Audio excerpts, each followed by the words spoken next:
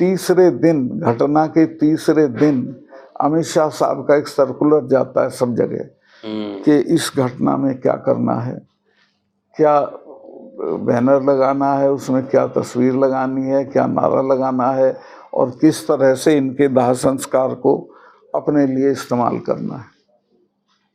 तो क्या इस तरह की घटना की पुनरावृत्ति रिपीट हो सकता है? कुछ भी हो सकता है, यहाँ नामुमकिन कुछ भी नहीं है। मैं कैंपेन करूंगा इस रिजीम के खिलाफ, बीजेपी के खिलाफ। तो आप वकील बनना चाहते थे या नेता बनना चाहते थे? हमारे एक टीचर हमको दिल्ली लाए, पार्लियामेंट दिखाने ले गए, तो मैंने जब वहाँ पार्लियामेंटेरियंस को बोलते सुना तो मैंने उनसे कहा कि इनसे अच्छा तो हम ही बोल देते हैं। एक रेडिकल लीडर आदमी समाजवादी युवजन सभा से चलकर वो बीजेपी में कैसे चला? राज्यसभा में मैंने बोफर्स के सवाल पे 4 साल की मेरी टर्म बची हुई थी, इस्तीफा दे दिया था। और बीजेपी वहां दंगा करा के उस ये तो दंगा करा के ही जीती थी पिछली बार 2 बार। हाँ, वो मुजफ्फरनगर वाला, मुजफ्फरनगर का दंगा, वो तो मैंने होते हुए देखा कैसे कराया था इन लोगों। आज तक कभी भी मैंने बीजेपी का एजेंडा अपने भाषण में नहीं बोला है। ऐसा तो इमरजेंसी में भी नहीं हुआ। इतनी बदले की भावना से इमरजेंसी में भी काम नहीं हुआ। अटल जी बीमार थे, उनको जेल नहीं भेजा गया, उनको एम्स में रखा गया पूरा टाइम। हिंदू जो है वो 3 दिन के लिए हिंदू होता है जब दंगा होता है, इसके बाद वो सामान्य जन हो जाता है। हरियाणा में तो चीफ मिनिस्टर को 3 दिन से घेरे पड़े थे लोग घरों में, उसका हेलीकॉप्टर कहीं उतरने नहीं दे रहे हैं। बहुत बुरा हाल है बीजेपी का। हरियाणा, पंजाब, देश के हालात बहुत बुरे हैं। अगर 24 में देश में परिवर्तन नहीं हुआ तो मैं आपको गारंटी करता हूं कि फिर कभी कोई चुनाव नहीं होगा। और खास तौर से जो धर्माचार्य है, उन्होंने 2 दिन पहले डिक्लेयर कर दिया है कि ब्रजभूषण जी सही कह रहे हैं और ये हमारी जो बहनें हैं वो सही नहीं कह रही। हाँ, वो तो खुद साले रेपिस्ट हैं सब, साधु लोग जनरली जो धर्माचार्य हैं।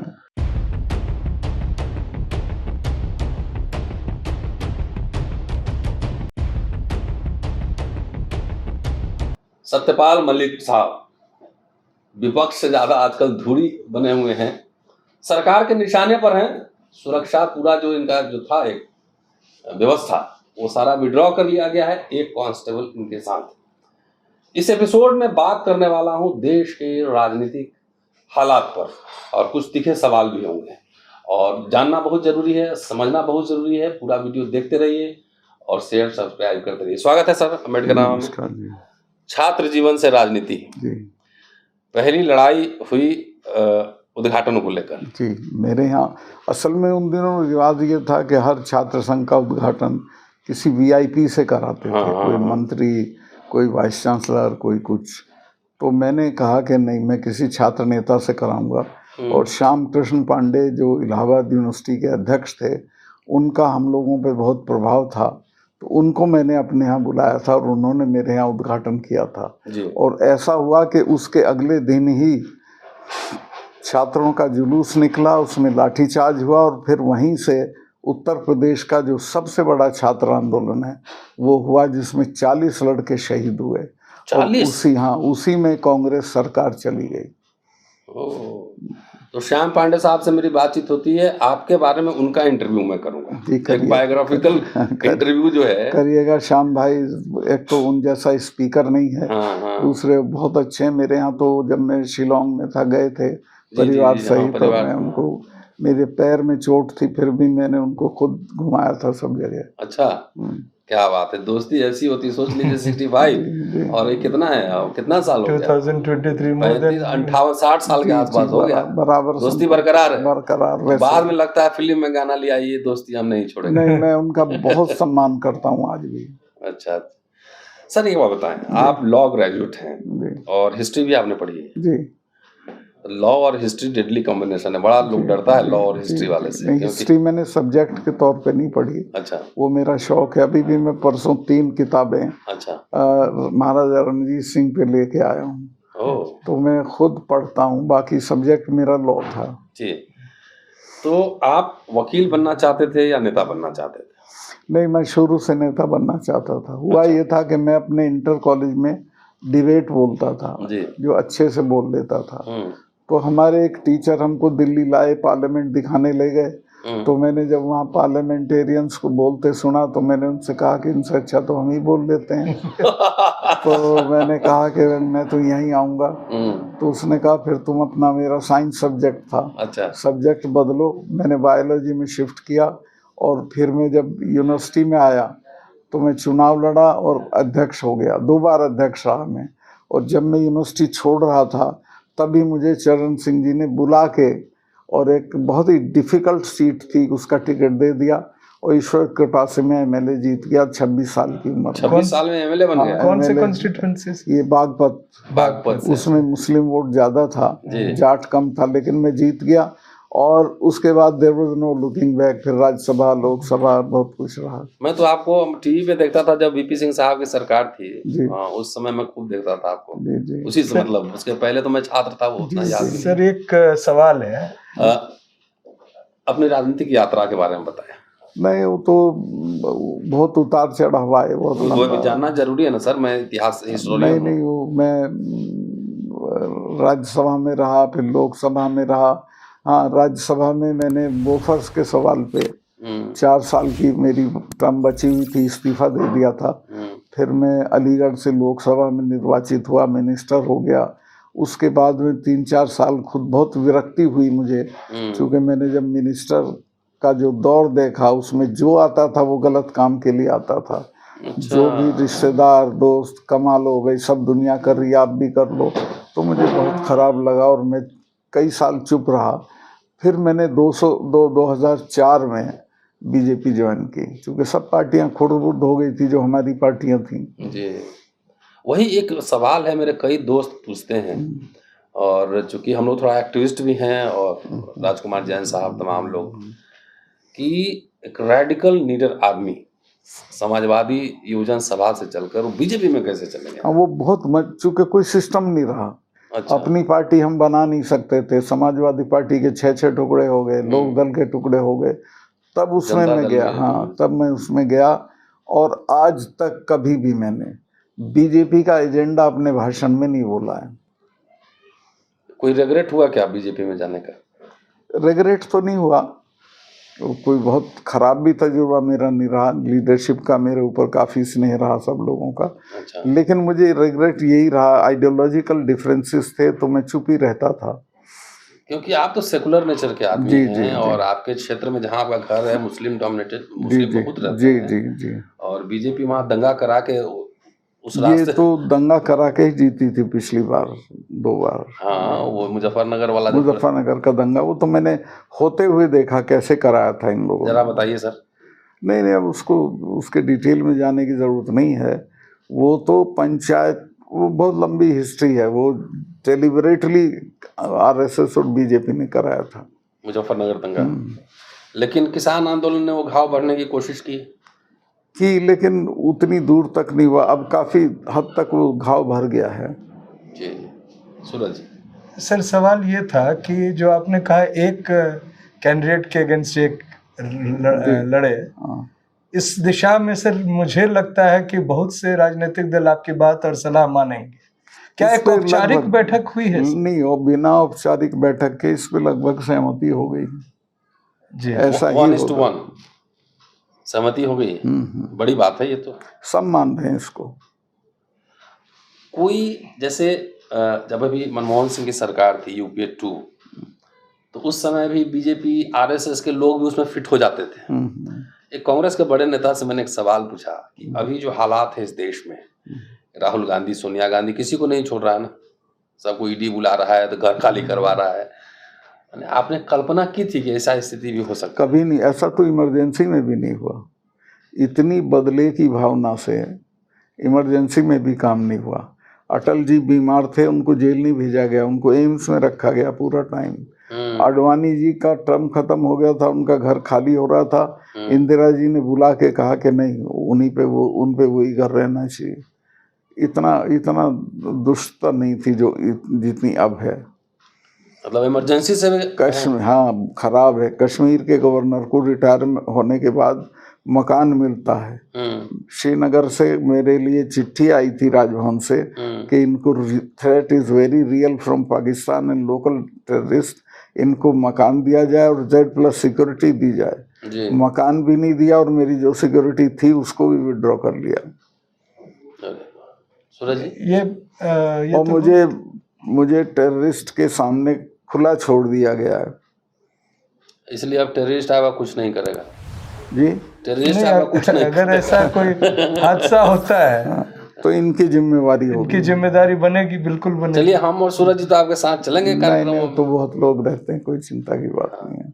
ये कार्यक्रम का आपका डिजिटल बनाना भी तो एक जरूरी काम है। नहीं ठीक है, मैं भिजवाऊंगा आपको। जो परसों हमारा प्रोग्राम जींद में हुआ है, जी। इतना बड़ा प्रोग्राम था कि आप अंदाज ही नहीं कर सकते हैं। सर, मैं उसी जगह आपको देख रहा हूँ जो VP सिंह 87 में थे। काफी VP सिंह जी तो बड़े आदमी थे, पर मैं चूंकि मुझे चुनाव नहीं लड़ना है, मैं किसी ये भी सवाल भी लोग कह रहे हैं। 100% मैं कोई चुनाव नहीं लड़ूंगा, किसी पार्टी में नहीं जाऊंगा, लेकिन मैं कैंपेन करूंगा इस रिजीम के खिलाफ, बीजेपी के खिलाफ। तो पार्टी आप रिजाइन कर रहे हैं ना, वो आपको हटा रहे हैं? नहीं, मैं रिजाइन तो मैं जब गवर्नर हुआ तभी, जब गवर्नर हो जाते हैं आप तो पार्टी में नहीं रहते। अच्छा, हाँ, सॉरी। ये अभी जो सर स्केप्चर और वो नए संसद में वो राजदंड वाला एक सिंगल का आ रहा है, उस पर क्या आपकी प्रतिक्रिया क्या है? नहीं, उस पर मेरी कोई प्रतिक्रिया नहीं है। ये ऐसा मौका है, इसमें अपोजिशन जाने और कांग्रेस ये जाने, बीजेपी में मेरा कोई हर विषय पे बोलना। तो अभी देश के हालात को जो आप देख रहे हैं, देश के हालात बहुत बुरे हैं। अगर 24 में देश में परिवर्तन नहीं हुआ तो मैं आपको गारंटी करता हूं कि फिर कभी कोई चुनाव नहीं होगा। अनुभव से कह रहे हैं आप? अंदर उसके बाद मोदी ये डिक्लेयर कर देंगे कि चुनाव की क्या जरूरत है, जब मुझे ही लोग चुनते हैं हर बार, तो क्या जरूरत है, क्यों पैसा खराब किया जाए। ना सिर्फ टीटो की तरह हो जाएंगे वो, उसी पैटर्न पे चल रहे हैं बिल्कुल। अभी। लेकिन मैं गारंटी करता हूं कि वो 24 में नहीं रहेंगे, हटा देंगे लोगों। अच्छा, ये भी गारंटी है? हाँ, इसकी गारंटी है, क्योंकि मैं तो बहुत घूम रहा हूँ। देश में मुसलमानों पर, खास तौर से माइनॉरिटीज पर, दलितों पर बहुत अत्याचार बढ़े हैं। नेशनल क्राइम ब्यूरो ही कर रहा है और कोई एजेंसी काम नहीं कर रही परफेक्टली। क्या मनुस्मृति का राज लाना चाह रहे हैं? ये तो वो लाना चाहते हैं। तो भाई आप देखिए ना, रोज ये किसी ना किसी साधु, सवेरे आप टीवी खोलिए, हर चैनल पे एक साधु बैठा मिलेगा, वो हिंदू राष्ट्र की बात करेगा। अरे भाई, तुम हिंदू राष्ट्र की बात करोगे तो सिख खालिस्तान नहीं मांगेंगे? ये तो तोड़ने की बात है। संविधान के मुताबिक जो बनाया है देश, वही होना चाहिए। बहुत गंभीर मसला है, और जब वोट लेना होता है सब हिंदू हो जाता है। तो कर देंगे, अगर नहीं होगा तो। पुलवामा को यूज किया ना इन्होंने। हाँ, क्या हुआ सर उसमें? बहुत लोग आपने बोला है। पुलवामा में जब वो हुआ तो मैंने पूरी मालूमात की, और PM का मुझे फोन आया शाम को। ये वहाँ थे कॉर्बेट पार्क में, अपनी शूटिंग करा रहे थे। अच्छा। सतपाल भाई क्या हुआ? मैं कहा साहब ऐसे ऐसे हुआ और हमारे इतने जवान शहीद हो गए, और ये हमारी गलती से हुआ है। चूंकि इन्होंने 5 एयरक्राफ्ट मांगे थे, 4 महीने तक इनकी अर्जी पड़ी रही होम मिनिस्ट्री में, हमने इनको एयरक्राफ्ट नहीं दिए। अगर वो दे दिए होते तो इनको सड़क से नहीं चलना पड़ता। और इतना बड़ा काफिला, ये प्रोटोकॉल है कि सड़क से नहीं जाता है फोर्सेस का। तो उन्होंने मुझे कहा कि चुप रहो, तुम इस पे मत बोलो। 2 घंटे बाद मुझे नेशनल सिक्योरिटी एडवाइजर का फोन आया कि सतपाल भाई क्या हुआ? मैं ऐसे ऐसे हुआ। कहने लगे आपने 2 चैनल को ये बोल दिया कि हमारी भी कमियां रहीं, ये मत बोलो, अब आप चुप रहो। डोभाल, मिस्टर हाँ, डोभाल। तो मैं समझा शायद जांच कराते हों, लेकिन वो नहीं था। इनका ये था कि इसको अब इलेक्शन के लिए मोड़ दो पूरी। तीसरे दिन, घटना के तीसरे दिन अमित शाह साहब का एक सर्कुलर जाता है सब जगह कि इस घटना में क्या करना है, क्या बैनर लगाना है, उसमें क्या तस्वीर लगानी है, क्या नारा लगाना है, और किस तरह से इनके दाह संस्कार को अपने लिए इस्तेमाल करना है। तो क्या इस तरह की घटना की पुनरावृत्ति रिपीट हो सकता है? कुछ भी हो सकता है, यहाँ नामुमकिन कुछ भी नहीं है। एज ए गवर्नर उस समय क्या आपके अधिकार क्षेत्र में ये था कि उसकी जांच आप करा सकें? नहीं, मेरे अधिकार क्षेत्र में नहीं था, चूंकि सेंट्रल फोर्स का मामला था। अच्छा, सेंट्रल फोर्स का मामला, वो आपके अधिकार क्षेत्र में? वो सीधे होम मिनिस्ट्री से अगर आपसे अगर 5 फ्लाइट के इंतजाम की बात की जाती 2 मिनट में कर देता। मैं तो जब वहाँ के छात्र फंस जाते थे, जी जम्मू जाना इम्तिहान देने, श्रीनगर वालों को रास्ता बर्फ में हो जाता था, या जम्मू वालों को श्रीनगर आना, तो मैंने तो बहुत बार एयरक्राफ्ट वो लेके किराए पे लेके भेजे उनके लिए। अच्छा दिल्ली एयरपोर्ट पे 20 जहाज हर वक्त खड़े रहते हैं किराए के लिए। तो ये एक डिजाइन था ये, अगर उसमें कई नहीं, लीडर्स डिजाइन नहीं, लापरवाही थी। Let them go to hell नहीं दे रहे हम। अच्छा नहीं, कई नेताओं ने डोभाल पे और तमाम सवाल उठाए। अब मैं तो वो सब नहीं कहूँगा। डोभाल मेरे क्लास फेलो रहे हैं, मित्र हैं मेरे। अच्छा मैं ये नहीं कहूँगा कि ये साजिश के तहत हुआ, लेकिन इस घटना के बाद जो उन्हें करना चाहिए था वो उन्होंने नहीं किया। फॉलो अप नहीं हुआ, उसकी जांच नहीं कराई, जो जिम्मेवार थे उनको पनिश नहीं किया, और उसका एकदम पॉलिटिसाइज कर दिया उसको चुनाव के लिए, इलेक्शन मोड में ले गए। बस जी। और पूरे देश में उसका जो है प्रचार लोकसभा, लेकिन अब वो पूरे देश में फैल गया है। और लोग खुद, मैं जहाँ जहाँ जा रहा हूँ, मीटिंग के बाद मेरे से पूछते, जी इन्होंने वाकई हमारे लड़के मरवाए? मैं कहा एक बात है सर, भारत का मिजाज सेकुलर ही रहा है मिला जुला के, चाहे सम्राट अशोक हो, अकबर हो, तमाम हो। अभी बजरंग बली पे आए थे अभी कर्नाटक में, और हिजाब और गोमांस साहब बजरंग बली ले लिया ना प्रसाद। जब प्रसाद नहीं, मिल गया। देखिए, हिंदू जो है वो 3 दिन के लिए हिंदू होता है जब दंगा होता है, इसके बाद वो सामान्य जन हो जाता है। उसमें इनहेरेंट नहीं है कम्युनलिज्म, नहीं, ये उसमें इंजेक्ट करते हैं। अच्छा, हिंदू इनहेरेंट नहीं, ये इंजेक्ट हाँ, करते हैं इंजेक्ट जबरदस्ती। जी जी। और उस समय गोदी मीडिया और टेलीविजन हाँ, चैनल ये वाले सब करते हैं, झाल बजाते हैं जी। सर, हरियाणा की राजनीति की क्या समझ है? हरियाणा में तो बीजेपी का पता ही नहीं चलेगा कहाँ चली गई। हरियाणा में तो चीफ मिनिस्टर को 3 दिन से घेरे पड़े थे लोग घरों में, उसका हेलीकॉप्टर कहीं उतरने नहीं दे रहे हैं। बहुत बुरा हाल है बीजेपी का, हरियाणा, पंजाब। तो ये कर्नाटक में जो एकदम बेइज्जती टाइप हार हुआ है, ऐसा ही होगा सब जगह, इन तीनों स्टेट में यही होगा। तो इससे क्या ऑपोजिशन की यूनिटी में थोड़ा सा जान आया है? जान आया, पूरा आया। मुझे ये डर है कि कहीं पार्लियामेंट का चुनाव इन 3 स्टेट के साथ ही ना करा दें। हाँ, ये जो सर आप बता रहे हैं कि हरियाणा में इनकी मतलब जो स्थिति है, किसान आंदोलन का सर असर रहा है? बहुत किसान आंदोलन का सब दूर असर है। और किसान आंदोलन में जो सर एमएसपी जो प्रॉमिस किया गया, वो आपने तो अभी लगातार उसमें समर्थन, कुछ नहीं किया इन्होंने, बल्कि और भी उसमें उसको उस चीज को स्टेटस को में छोड़ दिया। हाँ, वहीं छोड़ दिया। और उस कमेटी का चेयरमैन उस आदमी को बनाया जो ये काले कानून जिसने ड्राफ्ट किए थे। उस समय भी आप मुखर होकर बोल रहे थे, हम लोग टीवी पे सुन रहे थे। जी जी किसानों के सवाल आपका पर एक वीडियो बहुत वायरल हुआ था, जी। जो आप कहीं वो एयरपोर्ट के बारे में आपने जिक्र किया था कि एयरपोर्ट पर हमसे पूछने आए, आप जो नॉर्थ ईस्ट में भाषण दिए थे। गुवाहाटी मैं उस वीडियो को शेयर किया था। एयरपोर्ट पे एक लड़की गुलदस्ता लिए मिली। मैंने पूछा, बेटे आप कैसे?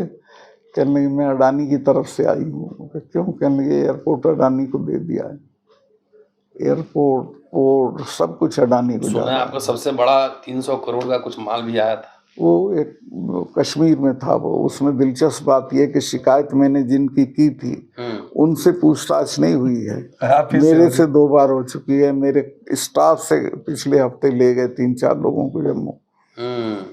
हाँ, मैंने सुना था जिस दिन आपसे मेरी बात हुई थी। जी, वो सीबीआई वाले ले गए। जी जी। तो सबसे बड़ा वही ऑफर था 300 करोड़। वो ऑफर नहीं था, वो वहाँ अफवाह थी कि इसमें इतना रुपया इन्वॉल्व है। मुझे तो कोई ऑफर नहीं कर सकता था, जानते थे। हाँ। सर एक बात बताइए, देश के हालात, जो संवैधानिक संस्थाएं हैं जिसमें से एक गवर्नर का पद भी होता है, आपके मित्र भी हैं, अभी केरल के गवर्नर हैं, और तमिलनाडु में भी एक गवर्नर है, तेलंगाना में भी गवर्नर है। गवर्नर का काम होता है कस्टोडियन की तरह काम करना, और सेंटर और स्टेट के बीच एक दूरी, संघीय ढांचा को बनाए रखने की। क्या आजकल गवर्नर लोग कुछ ज्यादा अति नहीं कर दिया है? जहाँ बीजेपी सरकार नहीं है। गवर्नर की नियुक्ति के नियम बदलने चाहिए। अच्छा, गवर्नर सरकार से नियुक्त नहीं होने चाहिए। इसमें कोई सिस्टम ऐसा होना चाहिए कि जुडिशरी, हायर जुडिशरी और सब मिलके करें, ताकि तटस्थ किस्म के गवर्नर आए, पपेट ना आए। तो आजकल कुछ जहाँ पे बीजेपी की सरकार नहीं है राज्यों में, वहाँ तो डिस्टर्ब करते हैं गवर्नर उनको। क्योंकि तेलंगाना का मामला पंजाब सब कोर्ट में गया फाइनली, तमिलनाडु भी वो सारे कोर्ट में पहुंचे वहाँ पे। तो ये इसका फॉर्मेट चेंज होना चाहिए, कुछ चेंज होना चाहिए। सर चुनाव के समय तो हिंदू बनाने की होगी, लेकिन पब्लिक अब समझ रहा है बहुत ज्यादा, बहुत समझ रहा है। क्योंकि जब दलित बेटियां का रेप होता है तो उस समय वो हिंदू नहीं दलित हो जाती हैं जी। और अभी जाट लड़कियां कर रही, क्योंकि जाट का आंदोलन है, लड़कियां जब वो जीत के आई, एक टूर्नामेंट में 14 मेडल लेके आई और सारी जाट थी, किसी ने नहीं कहा जाट हैं, तब तो बुला के चाय पिलाई, और अब उनकी कोई सुनवाई नहीं हो रही है। इसमें एक दिलचस्प बात क्या है कि जो हिंदुत्व वाले जो संगठन है और खास तौर से जो धर्माचार्य है, उन्होंने 2 दिन पहले डिक्लेयर कर दिया है कि ब्रजभूषण जी सही कह रहे हैं और ये हमारी जो बहनें हैं वो सही नहीं कह रही। हाँ, वो तो खुद रेपिस्ट हैं सब, साधु लोग जनरली जो धर्माचार्य हैं। न्यायालय जो है अब साधु के वो बताएंगे कि कौन सही है गलत है, उसकी जो प्रक्रिया है, टेस्ट होना है, फॉरेंसिक जांच होना है। नहीं, देखिए चरण सिंह जी कहते थे कि जब एक महिला आरोप लगाती है तो उसको बिना गवाही के मान लेना चाहिए, चूंकि जब वो अपने को बेपर्दा करती है और कहती है मेरे साथ ये हुआ, दांव पे रहा। हाँ, तो आप ये समझें कि वो सही बोल रही है। सर आप कश्मीर में जब रहे तो बड़ा, जब मोदी शाह साहब ने भाषण दिया था पार्लियामेंट में, तो पूरा पटाखा फूट रहा था, बिहार वहाँ नेपाल बॉर्डर तक, ये कश्मीर में जाएंगे, अब वहाँ पे जमीन खरीदेंगे, फल सेब खाएंगे, कश्मीरी लड़की से शादी होगी, तो पटाखे फूट रहे थे सबके। कितना वहाँ लोग जमीन खरीदा है और कोई बिल्कुल नहीं गए डर की वजह से। 370 हटाने से क्या किसी को लाभ हुआ या कुछ हुआ? नहीं, 370 हटाने का एक लाभ ये हुआ कि कश्मीर के लोगों का देश से जुड़ाव हुआ। अच्छा। जो एक सेपरेशन की फीलिंग थी कि जब हम जाते थे तो कहते थे हिंदुस्तान से आए हैं, अब उस तरह से नहीं कहते। अच्छा, अब वैसे नहीं कहते हैं। 24 में चुनाव होना है और कई लोग हमारे यूनिवर्सिटी में चर्चा करते हैं, आपने कहा है कि चुनाव लड़ेंगे नहीं, तो अगर नई सरकार आती है तो हो सकता है कहीं आप राष्ट्रपति बने। नहीं, मैं कुछ नहीं बनूंगा, मैंने तय कर लिया, मैं कुछ ऐसी नहीं, चर्चा है इसलिए मैंने कुछ नहीं बनूंगा। नहीं, कोई हट जा नहीं, अच्छे लोगों को आना चाहिए ना। अरे नहीं, कहाँ राष्ट्रपति के हाथ में क्या होता है, क्या कर लेगा घर में, जैसे बड़े घर में जाके। मैं तो वैसे ही, मैं तो किराए के मकान में हूँ, इसमें 2 कमरे के। आपने कहा अपनी जमीन भी बेच दी? सब गांव की पूरी जमीन बिक गई मेरी, बहुत वैल्यूएबल जमीन थी पूरी राजनीति में। यंगस्टर अभी जो राजनीति में आना चाहते हैं, और कैसे लोगों को आना चाहिए राजनीति में? अभी तो जो आ रहे हैं वो आते ही लाइसेंस, ठेका, परमिट, पैसा, इस सब में लग जाते हैं।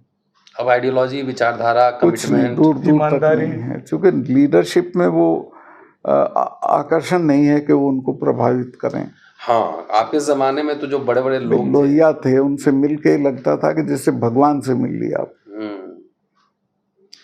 अभी कॉलेज में डॉक्टर अंबेडकर गए थे, जहाँ तक मेरी जानकारी है। कुछ वहाँ पे जब आप स्टूडेंट थे तो कुछ संस्मरण वहाँ पे कुछ आपको मिला? अंबेडकर जी का मुझे नहीं मिला। मेरे पास एक पर्चा है, मैं आपको दूंगा। विराट जलसा हुआ था वहाँ पर 54 में। 24 में चुनाव है, ओपोजिशन पार्टी को आप क्या सलाह देंगे? मैं तो ये सलाह दूंगा कि मिल के लड़े, वरना फिर लड़ने का मौका ही नहीं मिलेगा। ये सभी कह रहे हैं। ये जो है ना, यक्ष प्रश्न का जवाब है कि सब 1 to 1 चुनाव होना चाहिए। 1 to 1 चुनाव हो, मिल के लड़ें, एक दूसरे की मदद करें और पूरी ताकत लगा के इसको हटा दें। तो आप चलेंगे कैंपेन में? मैं पूरे कैंपेन में हमें भी ले चलेगा, मैं भाषण दे लेता हूँ, ठीक है। लेकिन सर कुछ क्या संदेश देना चाहेंगे नौजवानों को? मैं नौजवानों को इस संदेश दूंगा कि बेटा, यही मौका है, तुम आज़ादी की लड़ाई में तो तुम्हें कुर्बानी करने का मौका मिला नहीं, ये मौका है, इसमें कुछ कर गुजरो और देश को बचा लो। क्योंकि निजीकरण हो रहा है, तो सोशल जस्टिस भी गायब हो गया। कुछ नहीं बचेगा, मैं कह रहा हूँ, ये अगला चुनाव ही नहीं होगा। ये एकदम आर या पार है। बिल्कुल। आरएसएस की स्थापना के 100 वर्ष पूरे होने हैं 25 में। हाँ, तो आरएसएस की स्थापना होगी और लोकतंत्र की भी स्थापना हो जाएगी। ये वो तस्वीर भी हम लोग दिखाएंगे जो आपकी 87 वाली तस्वीर हमारे पास। अपना दर्शन स्वयं गढ़ेंगे, अपनी मंजिल खुद खोजेंगे। हमें और भटकाने वाले अब पैगंबर नहीं चाहिए। दोस्तों, रतनलाल बोल रहा हूं और आप देख रहे हैं अम्बेडकरनामा। ये जो पंक्तियां जो मैंने कही हैं वो पंक्तियां मेरी नहीं हैं, और जिन्होंने ये नारे गाए थे, गीत गाए थे, वो हमारे साथ अम्बेडकरनामा में है। परिचय की जरूरत नहीं है, सतपाल मलिक साहब हैं। और ये पंक्तियां गाई गई थी 1965-66 में, जब मलिक साहब छात्र संघ मेरठ कॉलेज के अध्यक्ष थे। छात्र आंदोलन हुआ था, लाठियां डंडे पड़े थे, और बहुत ही वो आंदोलन व्यापक स्तर पर फैला था। 65-66 की बात मैं कर रहा हूँ। और एक बात और स्मरण दिला दूं कि मेरठ कॉलेज में डॉक्टर अंबेडकर 1954 में एक कार्यक्रम में भाषण भी दे चुके हैं, इसलिए वो बड़ा ऐतिहासिक कॉलेज है। आज मलिक साहब से विस्तार से छात्र जीवन पर, देश के हालात एजुकेशन के क्या हैं, और गवर्नर रहते हुए उनका क्या अनुभव हुआ, बिकॉज हम समझते हैं कि और ये कानूनन मुखिया होते हैं विश्वविद्यालय के गवर्नर्स। तो आज विस्तार से चर्चा करने वाला हूं, पूरा वीडियो देखते रहिएगा, क्योंकि अम्बेडकरनामा की कोशिश है, मुहिम है, ये सारे अनुभवों को डिजिटल बनाकर आपको एकदम पैकेज में पेश किया जा सके, ताकि आप पढ़ नहीं सके तो कम से कम सुन ले। स्वागत है सर अम्बेडकरनामा। सर नमस्कार। जो मैंने पंक्तियां कही, आपको याद आया कुछ? याद है, वो जब आप छात्र, वो अच्छे दिन थे, वो अच्छे दिन थे। अभी खराब दिन हो गया। तब उन जैसे दिन कहाँ। छात्र जीवन में, छात्र हूँ, मैं एक शिक्षक हूँ, और मेरी दिलचस्पी छात्र आंदोलन में, स्टूडेंट मूवमेंट में, टीचर्स में, विश्वविद्यालय में, स्कूल में, कॉलेजेस में होती है। अपने अनुभव जरा, हमारे बहुत सारे स्टूडेंट देखते हैं अम्बेडकरनामा। आजकल छात्र आंदोलन की स्थिति क्या है, और आपके जमाने से और अब तक जो परिवर्तन है उसको कैसे देख रहे हैं? अभी तो कोई स्थिति है ही नहीं जी। उस जमाने में छात्र होने का मतलब होता था किसी भी चीज को सीधे स्वीकार न करना, जी। सवाल खड़े करना, संघर्ष करना, और लोहिया जी का असर था उन दिनों छात्रों पे, और उसके चलते छात्रों में एक परिवर्तन की बहुत जबरदस्त आकांक्षा थी, और उसके लिए छात्र लड़ते थे, लाठी खाते थे, सड़क पे जाते थे, जेल जाते थे। अब तो छात्र दूसरी दुनिया में चले गए। उस आंदोलन का जिसमें ये नारे लगे थे उस समय की, मैं आपको याद दिला दूं कि आपको 20 चोटें लगी थी जी, और एक छात्र साथी ने अपने शरीर से आपके सर को बचाया था। जी, आपने अपने दोस्तों का भी नाम जिक्र किया है, किताब मैंने पढ़ा है। और 6 घंटा पुलिस के साथ आप लोग एकदम छापामार झगड़ा चलता रहा। वो 5 नवंबर की तारीख थी, जिसमें मेरठ कॉलेज के दरवाजे पे पुलिस ने रोका जी। तो करीब 6-7 घंटे तक पुलिस के साथ खड़ंजा उखाड़ के लड़कों ने पत्थरबाजी की। उधर से कभी वो खदेड़ लेते थे, कभी लड़के, और अल्टीमेटली डीआईजी आया, उसने किसी तरह समझा बुझा के समझौता किया, और समझौता ये हुआ कि जो लड़के पकड़े हुए थे उनको छोड़ दें, और हमने उनके लोग पकड़ लिए थे उनको हम। अच्छा, आपने पकड़ लिए थे? हाँ, कॉलेज में घुसे थे वो पकड़ लिए थे जी। उस वक्त बहुत जुनून था, वो तो जुनून देश बदलने का, बनाने का, समाज को बदलने का। तो अभी इतने सालों में, 50 सालों में समाज किस डायरेक्शन में गया? समाज तो खराब डायरेक्शन में गया। इस वक्त तो जो लोग ताकत में हैं उनकी कोई दृष्टि नहीं है समाज के प्रति अच्छी, और वो अपने स्वार्थ में, पैसा कमाने में, हिंदू मुस्लिम में, इसमें लगे हुए हैं। आप समाजवादी युवजन सभा के सदस्य भी रहे जी, और छात्र संघ के अध्यक्ष भी रहे। क्लास में जाते थे रेगुलरली आप? हाँ, बराबर। मैं तो लॉ फर्स्ट क्लास पास किया था। क्या बात है जी। और टीचर्स भी रेगुलर होते थे? हाँ, रेगुलर। पढ़ाई को कभी हर्जा नहीं होने देते थे। तो अभी भारत को विश्व गुरु बनाने का पूरा मुहिम चल रहा है, और आपने एक स्टेटमेंट दिया है कि जिनकी हैसियत कॉलेज के प्रिंसिपल बनने की नहीं है, वो वाइस चांसलर बनाए जा रहे हैं। सेंट्रल यूनिवर्सिटीज के तो आप सारे वीसी देख लें जो अभी बने हैं 2 साल में जी, वो सारे वो लोग हैं जो सिर्फ एक खास संस्था से कनेक्शन होने की वजह से बनाए गए हैं, और जिनमें कोई काबिलियत नहीं है। जी जी जी, कोई एकेडमिक एक्सेलेंस कुछ भी नहीं, कुछ नहीं, कहीं दूर दूर तक नहीं है। हमारे साथ सूरज जी भी हैं, डॉक्टर सूरज यादव, और जो 2 इतिहास के छात्र और शिक्षक जब बातचीत करें फॉर्मर गवर्नर से, तो जाहिर है कि हम लोग एकेडमिक से ज्यादा बातचीत फोकस रखेंगे। सूरज जी, आप आजकल पूरा यूनिवर्सिटी में अपॉइंटमेंट प्रमोशन सब कुछ चल रहा है, सेंट्रल यूनिवर्सिटी में हम लोग हैं सर जी। आपका क्या अनुभव है और सर के लिए कोई सवाल क्या चल रहा है? सवाल के पहले अनुभव मैं सर को अभी बता भी रहा था और मैं दोबारा बताता हूँ। ये जो बयान सर ने दिया, जो वाइस चांसलर्स के जो अपॉइंटमेंट हुए और किस तरह के लोग आए, ये दिल्ली यूनिवर्सिटी में अपॉइंटमेंट सर हो रहे हैं।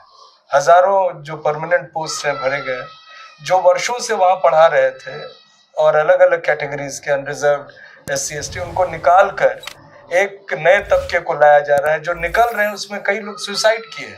हिंदू कॉलेज में हमारे एक साथी थे, वो सुसाइड किए। तो सर ये बहुत ही आपने एक बिल्कुल सही बात कही है और विश्वविद्यालय के शिक्षकों में ये बात गई है, वो सब इस पर डिस्कस कर रहे हैं। लेकिन दुख की बात है कि जिस तरह से छात्र आंदोलन लगभग समाप्त हो चुका है, दिल्ली विश्वविद्यालय जैसे शक्तिशाली शिक्षक आंदोलन भी लगभग शिथिल पड़ गया है। और उसमें क्या कारण है वो तो मैं अभी विस्तार से नहीं कहना चाहूंगा। प्रश्न एक बहुत अहम है सर, आप लगातार संघर्षरत भी रहे हैं और जहां भी रहे हैं आपने चेंज को लाया। मुझे याद है वो 1 जुलाई 1987 को एक 3 मूर्ति मार्ग में VP सिंह साहब के घर पे हम लोग मिले थे सर। मैं पहली बार आपसे वहीं पर मिला था और उस समय जन मोर्चा का फॉर्मेशन हुआ था कुछ दिन पहले।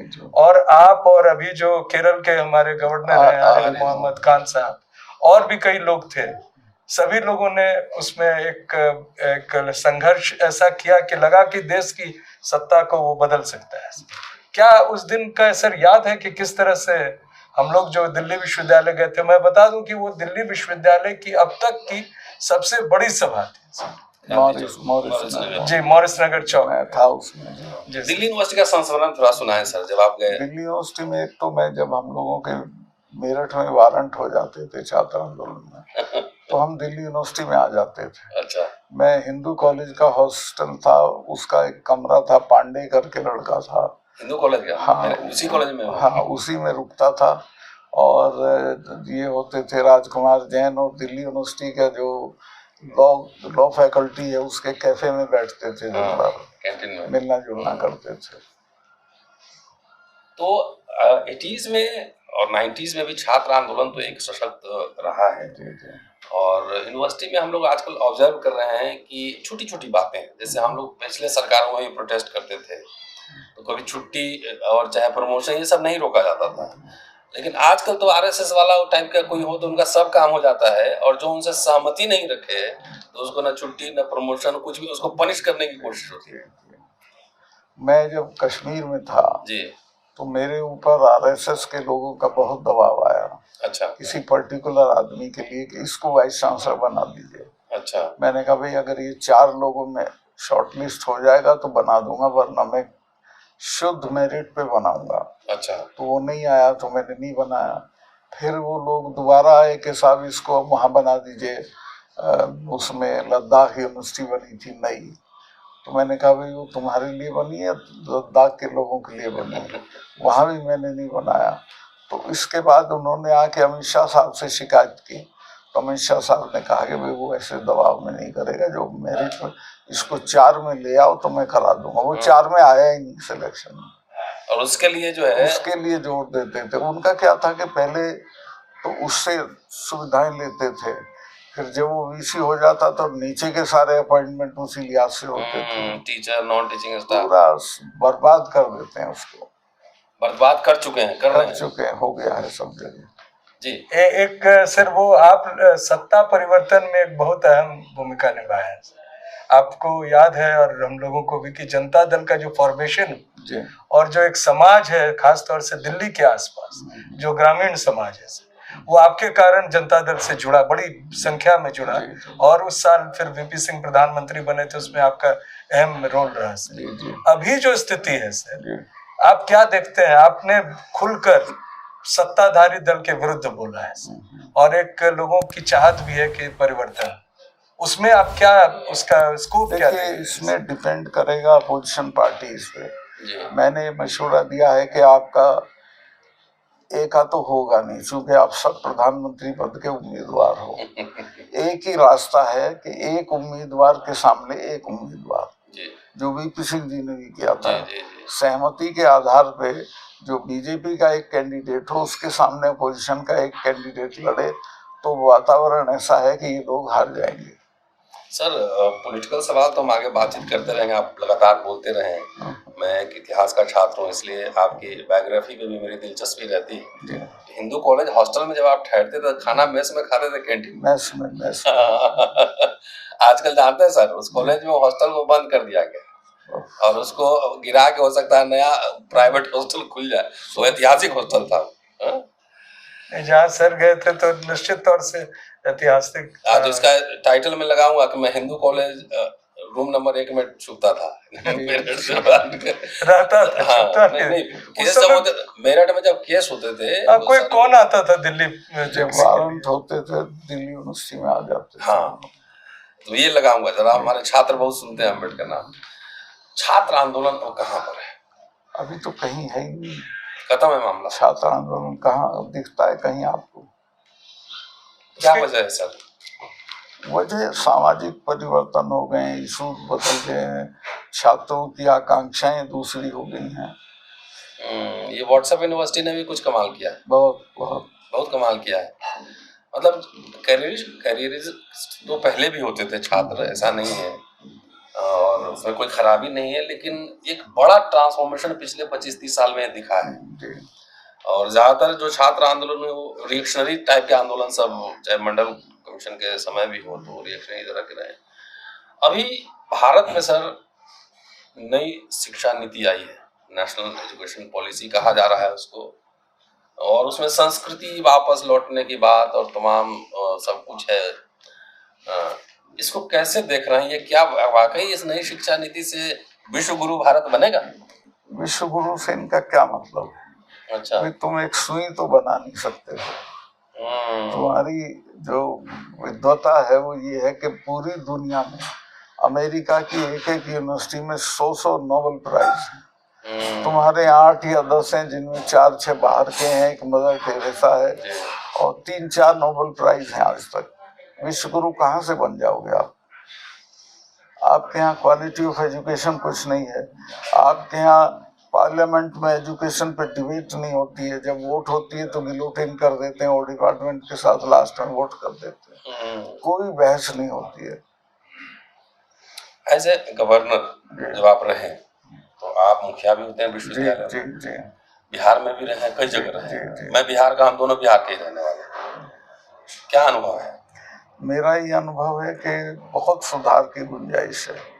पटना यूनिवर्सिटी जिसको ऑक्सफोर्ड ऑफ द ईस्ट कहते थे, उसमें बहुत गिरावट आई हुई थी।